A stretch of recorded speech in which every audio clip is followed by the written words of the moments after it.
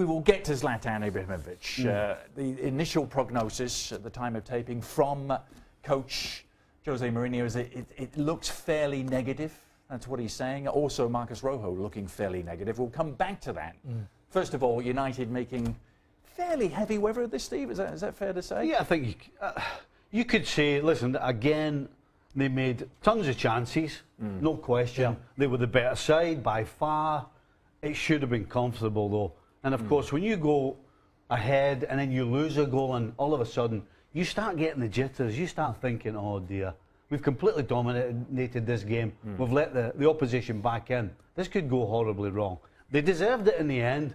I'll tell you what, there was a few holding their breath. Mourinho will be very disappointed with the finishing tonight. You know, they did break Anderlecht down numerous occasions, but the finishing in front of goal was not the best. And you know, everybody was guilty of it. But as Stevie says, they should have been put to bed. It should have been put to bed in the first leg. Never mind about tonight. But they totally dominated and just squeaked home. Now let's be honest. Anderlecht, come on, he can't complete 2 passes. And we're evaluating this objectively. We're watching this team and we're thinking, how is this team going to score the goal? Somehow they get a deflection, a rebound, eventually they get on the end of it, they score the goal. But they didn't seem like there was an opportunity for Anderlecht to really threaten Manchester United. To me, this is all on Manchester United and their inability to consistently, once it gets to the point to where you need to put a team away, to do it. To be able to execute in the final third. For as much as people want to love on Marcus Rashford and say the positive things about him after his performance on the weekend against Chelsea, well, you have to be able to finish your chances. Should they have kept the same team? No.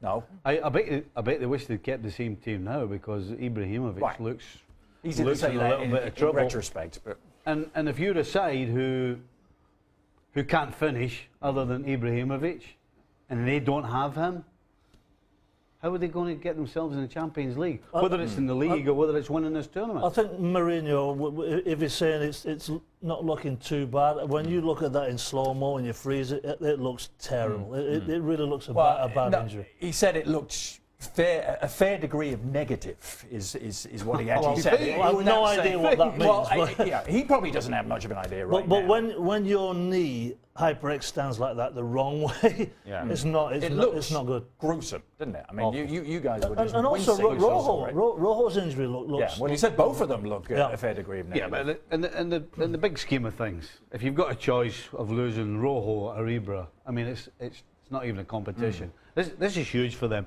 because they need this guy in order to get in the Champions League next season, whichever competition it is. They cannot finish their chances, and as good as Rashford looks, he is not the finished article. He had 3 one-on-ones with the goalkeeper and never got close to scoring tonight. Hit the side net and hit everything but the goal. Rashford did score the winner, though. Let's give him that. Well, he did, but it was a pretty good winner too. 5 opportunities. That's not good enough. When it comes to the crunch, you need to rely on somebody, and without Ibra, they can't rely on anybody. Here's the point, though, Adrian. For a team that struggles with scoring goals and creating opportunities to score those goals, Marcus Rashford cannot have 5, 6 chances in order to score one against Anderlecht. And better tell the English media that, because they are anointing him the next big thing. Where's the English media? I don't care about the English media. See, I don't care because to be honest with you, I don't care if Marcus Rashford does well or not. We're evaluating the player for what we see, and when you miss one-on-one situations, as good as he may be, as talented as he may be, right now he's not better than Zlatan Ibrahimovic. Right now, he's not the finisher that Zlatan Ibrahimovic is. So you need a player of the quality of Ibrahimovic to be there in order for you to have a real opportunity. Now, Marcus Rashford better come up with the goals now, because there's nobody else in that team that's going to score the goals. Now, no qualified doctors here on the desk, I believe. No. So again, right now, and we're talking in the immediate aftermath of the game, and so we're only speculating. Zlatan, if he is done for the season, what does it mean for United? Well, you take Zlatan's goals out of United this season, and what are you left with? Not a lot. You're left with a team that is not even close to the top 4.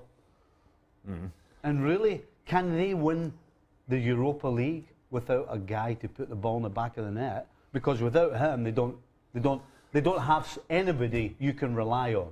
As bad as the opposition probably. And the other side of the discussion is, what does this mean for Zlatan Ibrahimovic at Manchester United? Because if indeed this is as bad as we think it is, then why do you take a chance on Zlatan Ibrahimovic in the future if you're Manchester United?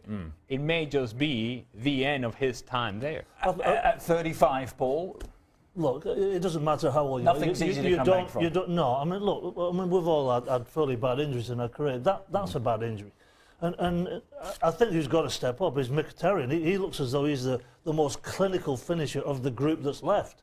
You know, you can't rely on Rashford. You know, when you're getting into the sharp end of the season and when the big games are coming along and it's tight in the box, who's the guy that's going to finish? For me, it's going to be Mkhitaryan.